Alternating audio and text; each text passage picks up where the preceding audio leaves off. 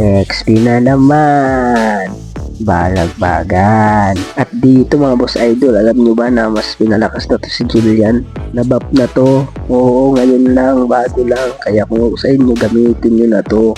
Kasi nga, ito na yung pagkakataon nyo para pumaldo. Ganun lang. Dito mga boss idol, ang katapat natin, kilala nyo na to. Yung babaeng hindi na alis, lagi nasa experience. Si Bungisis. Sino ba si Bungisis? Si Alice. Pagkatapat nyo isang alis, first kill lang kunin nyo. Ang gagawin nyo dito, hahakasin mo siya sa early kasi nga malambot pa yan. Tapos dito, nahakas mo na, diba? Hindi ko nga palag, kunin mo tong crab. Ganun lang. Tapos diba, nakuha mo na yung crab. Ang gagawin mo dito, palo-palo lang. Ganyan lang kasi ang discarding mo dito para mag-vengeance siya. Ano, nag-vengeance out ka na. Ngayon, nakita mo may pagong, diba? Ang gagawin mo ay nag-uusap-usap, diba? Makichismis ka. Enhance second skill. Ganon. Dito nagpwetre si Idol. Kabado, nagkape. Hindi. Sumakto lang. Tumatiming lang. Ganon yun.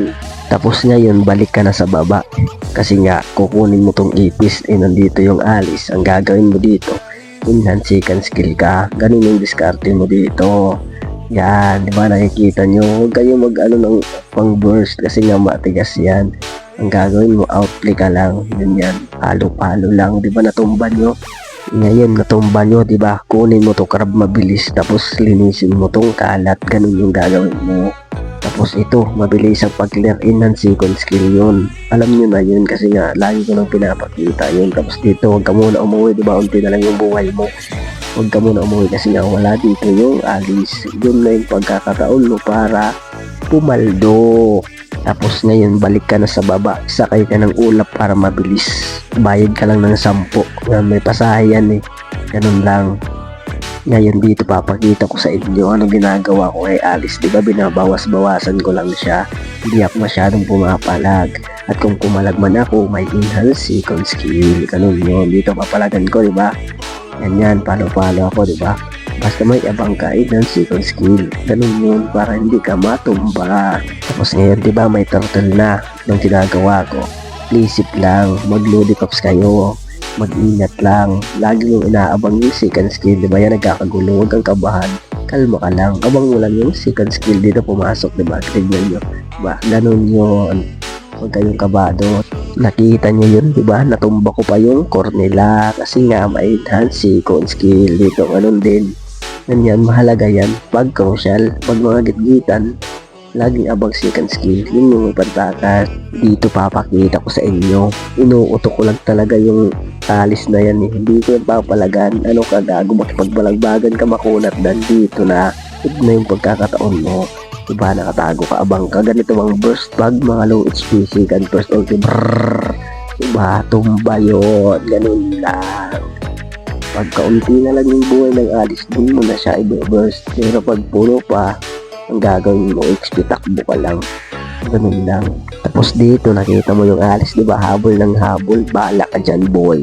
Dito ako sa mid. Tatrabaho ako kasi ang diskarte ko dito bumasag. Ngayon may pagong, diba?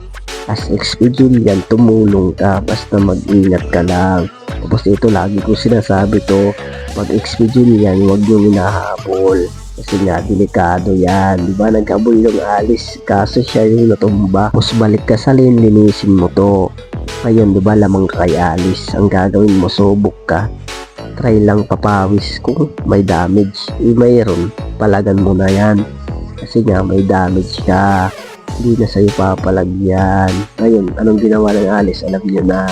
XP, takbo. Basta, huwag niyong kakalimutan. Pag XP Julian kayo, mabilis mag-push yan. Ang gawin nyo, sige kayo. Kasi ang trabaho mo dito, bumasag ng poste. Ganun yun. Huwag kayo hero lang. Kasi yung hero, andyan lang yan. Magkakapanalo ba kayo dyan? Di ba hindi? So, mahalaga talaga mag-push. Yung kill, ayos yan kasi makakalamang kayo. Pero kung hindi naman talaga kailangan, push talaga, mahalaga yon. Tapos dito boss idol, depende sa sitwasyon. Pag ganyan, pang burst, first skill talaga. Pero ganyan, logi ka, enhance second skill yan, yan. Kuha ka ng grasya. Kaso natumba ka, disgrasya. Dalawa lang yun.